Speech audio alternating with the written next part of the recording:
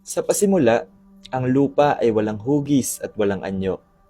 Binabalot ng dilim ang kalaliman at ang Espiritu ng Diyos ay kumikilos sa ibabaw ng tubig. At sinabi ng Diyos, magkaroon ng liwanag. At nagkaroon nga ng liwanag. Tinawag ng Diyos na araw ang liwanag at gabi ang dilim. Iyon ang unang araw. Sa ikalawang araw, ginawa ng Diyos ang kalawakan na pumagitan sa mga tubig, ang nasa itaas at ang nasa ibaba. Tinawag niya itong langit. Sa ikatlong araw, pinagsama-sama niya ang tubig upang lumitaw ang tuyong bahagi. Tinawag niya ang tuyong bahagi na lupa at ang nagsama-samang tubig na dagat. At sinabi ng Diyos, magkaroon sa lupa ng mga halamang tumutubo at mga punong namumunga. At nangyari nga ito. Sa ikaapat na araw, nilikha ng Diyos ang dalawang malaking tanglaw. Ang araw upang magbigay liwanag sa maghapon at ang buwan upang tumanglaw sa gabi. Nilikha rin niya ang mga bituin. Ito ang magsisilbing batayan ng mga araw, mga taon at mga takdang panahon. Sa ikalimang araw, nilikha ng Diyos lahat ng nabubuhay sa tubig at lahat ng uri ng ibon sa himpapawid. Pinagpala niya sila at sinabing, magpakarami kayo at punuin ng dagat at ang kalangitan. Sa ika-6 na araw, nilikha ng Diyos ang mga hayop sa lupa. Maaamot maiilap, malalaki at maliliit. Pagkatapos, nilalang niya ang tao ayon sa kanyang larawan. Isang lalaki at isang babae. Pinagpala niya sila at sinabing, magpakarami kayo at punuin ninyo ang buong daigdig. Pinagkatiwala sa kanila ang pamamahala ng lahat ng kanyang nilikha. Pinagmasdan ng Diyos ang lahat ng kanyang ginawa at ito'y lubhang mabuti. Natapos ng Diyos ang kanyang gawain sa loob ng 6 na araw at sa ika-7 araw, siya'y nagpahinga. Pinagpala niya ang ika-7 araw at itinuring itong banal. Sa dakilang kwento ng paglikha, makikita natin ang kapangyarihan ng Diyos, ang kanyang kaayusan at ang kanyang pagmamahal. Sa bawat puno, sa bawat bituin at sa bawat may hininga, pinapaalala sa atin ang kamay ng Diyos na maingat na humubog sa lahat ng bagay. Lahat ng kanyang ginawa ay mabuti at inaanyayahan niya tayong mamuhay sa kagandahan at kaayusan ng kanyang nilikha. Nilikha ng Diyos ang tao mula sa alabok ng lupa at hiningahan niya ito ng hininga ng buhay. At ang tao ay nabuhay. Gumawa ang Diyos ng isang halamanan sa Eden at doon niya dinala ang taong kanyang nilalang upang ito'y pagyamanin at pangalagaan. Ang halamanan ay maganda at puno ng buhay. Umaagos ang mga ilog sa masaganang lupain. Maraming punong kahoy ang hitik sa bunga. At sinabi ng Diyos, hindi mabuti na mag-isa ang tao. Habang ang lalaki mahimbing na natutulog, kinuha ng Diyos ang isa sa kanyang mga tadyang at nilikha niya ang isang babae. Payapang namuhay ang dalawa, hindi nahihiya, walang takot at ganap ang kanilang kasiyahan.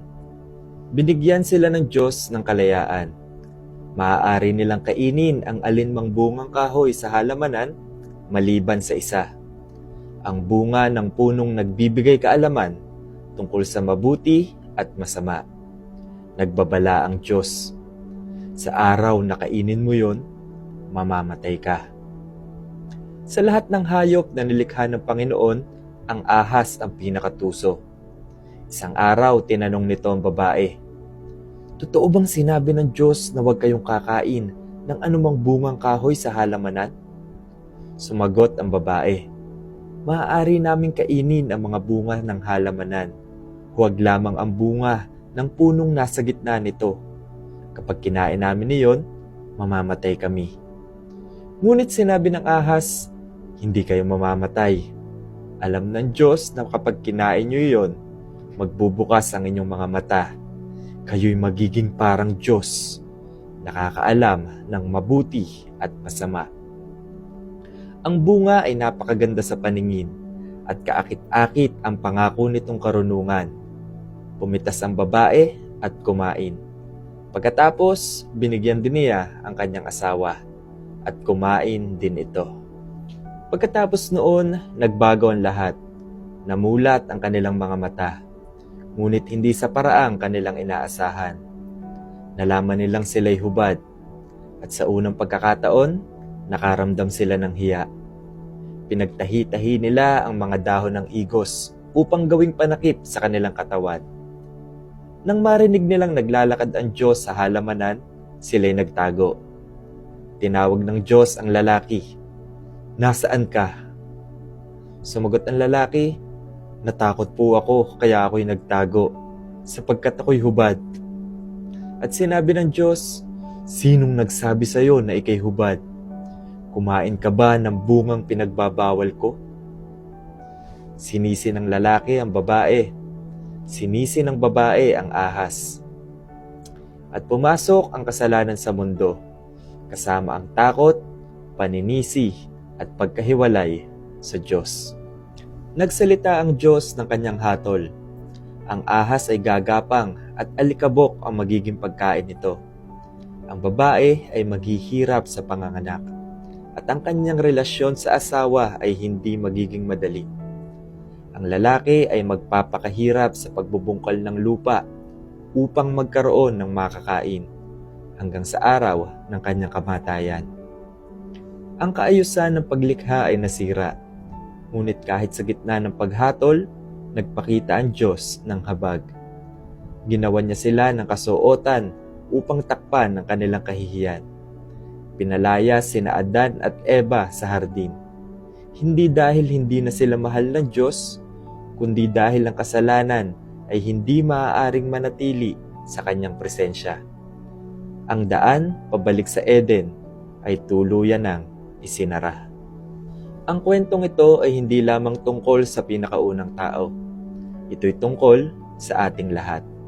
Sa pagpili, sa pagtitiwala, at sa pagsunod sa Diyos. Kahit bumagsak ang sangkatauhan, hindi iniwan ng Diyos ang kanyang nilikha. Mula sa sandaling iyon, ang buong kwento ng Biblia ay naging kwento ng pagliligtas. Pagliligtas ng isang Diyos na patuloy na naghahanap sa mga taong minsang nagtago mula sa Kanya.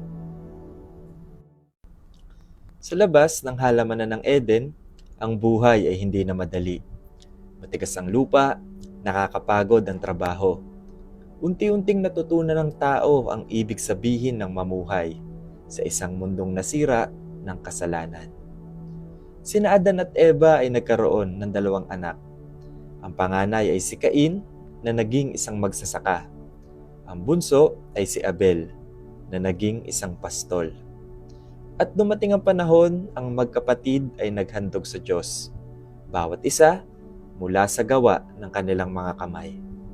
Si Cain ay naghandog ng ilan sa mga ani ng kanyang bukid, at si Abel naman ay naghandog ng isang panganay ng kanyang kawan, ang pinakamainam na bahagi. Tiningnan ng Panginoon si Abel at ang kanyang handog ng may paglingap, ngunit hindi niya kinalugdan si Cain at ang handog nito. Dahil dito, nagbago ang mukha ni Cain sa tindi ng kanyang galit. Sinabi ng Diyos, "Bakit ka nagagalit? Kung mabuti ang iyong ginagawa, hindi ba't dapat kang magsaya? Ngunit kung masama ang iyong ginagawa, ang kasalanan ay parang mabangis na hayop na nag-aabang upang sakmalin ka. Nais ka nitong pagharian, ngunit kailangan mo itong mapaglabanan." Ngunit nanahimik si Cain at hinayaan niyang lumago ang galit sa kanyang puso. Tahimik, ngunit mapanganib. Isang araw, sinabi ni Cain sa kanyang kapatid, "Abel, pumunta tayo sa bukid." At nang sila'y naroon na, pinatay ni Cain si Abel. Ito ang unang pagkakataon na ang isang buhay ay kinitil ng kamay ng kanyang kapwa. Ang lupang minsang binungkal ni Cain ay nadiligan ng dugo ng sarili niyang kapatid. Tinanong ng Diyos si Cain, "Nasaan ang kapatid mong si Abel?" Sumagot siya, "Hindi ko alam. Ako ba'y tagapag-alaga ng aking kapatid?" At sinabi ng Diyos, "Anong ginawa mo? Sumisigaw sa akin mula sa lupa ang dugo ng iyong kapatid." Dahil dito isinumpa ang lupa laban kay Cain. Hindi na ito magbubunga para sa kanya. Siya'y magiging lagalag sa daigdig. Ngunit kahit sa gitna ng hatol, hindi pa rin iniwan ng Diyos si Cain. Nilagyan siya ng Diyos ng isang palatandaan, isang babala na hindi siya dapat patayin. Sa kabila ng paghatol, nagpakita ang Diyos ng awa. Umalis si Cain sa presensya ng Diyos at nanirahan sa lupain ng Nod, sa silangan ng Eden. Ipinapakita ng kwentong ito kung gaano kabilis lumago ang galit kapag hindi ito pinigil. Nagsisimula sa pagkadismaya, nagiging galit, at nagtatapos sa pagkawasak. Nagbigay ng babala ang Diyos kay Cain, ngunit pinili niyang huwag makinig. At ang tanong ni Cain ay tanong pa rin ng mundo ngayon. Ako ba'y tagapag-alaga ng aking kapatid? At ang malinaw na sagot ng kwento? Oo. Ipinapaalala ng kwento ni Cain at Abel na ang Diyos ay hindi lamang tumitingin sa ating inihahandog, kundi sa puso na nasa likod nito. At mula pa sa simula, ipinapakita na ng Diyos na ang kanyang nais ay pagsisisi at hindi karahasan, habag at hindi pagkawasak.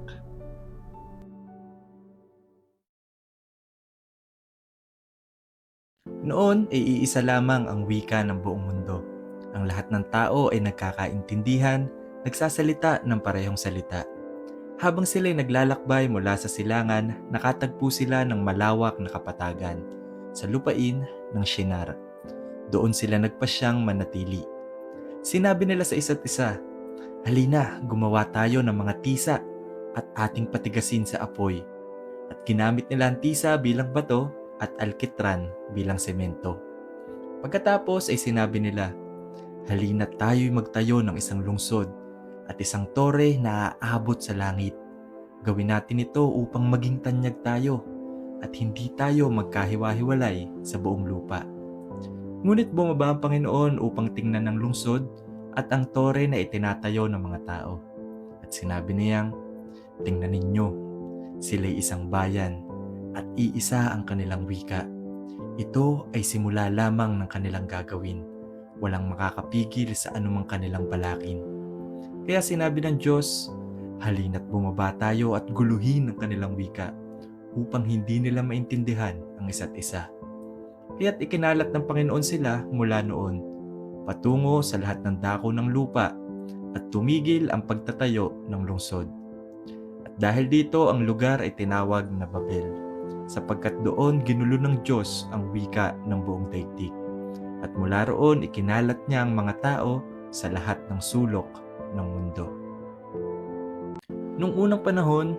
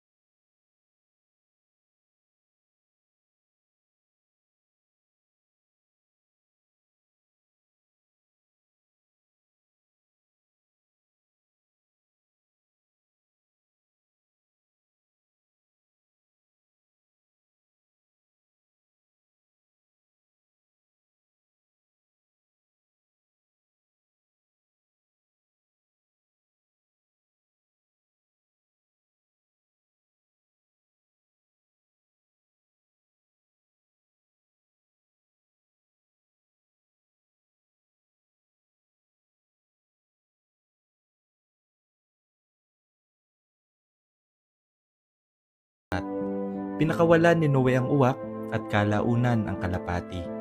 Bumalik ang kalapati na may dalang dahon ng olibo, tanda na may buhay na muli sa mundo.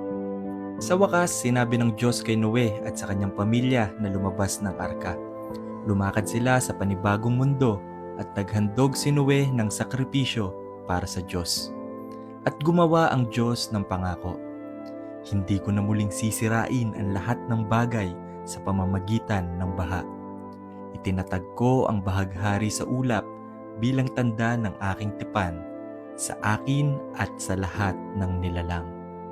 Tumingala si Noe sa makulay na bahaghari sa langit, simbolo ng awa, pag-asa at katapatan ng Diyos. At nagsimula muli si Noe at ang kanyang pamilya ng bagong buhay sa mundo. Isang buhay na tapat sa pangangalaga ng Diyos.